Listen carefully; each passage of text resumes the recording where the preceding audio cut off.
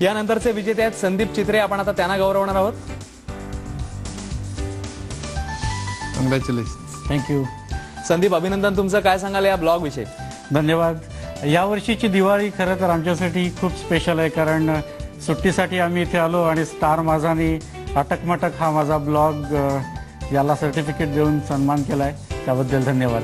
निश्चितच संदीप, तुमचं पुन्हा एकदा अभिनंदन आणि भविष्यासाठी शुभेच्छा. आता आपण पाहणार आहोत संदीप यांच्या ब्लॉगवरचा एक रिपोर्ट.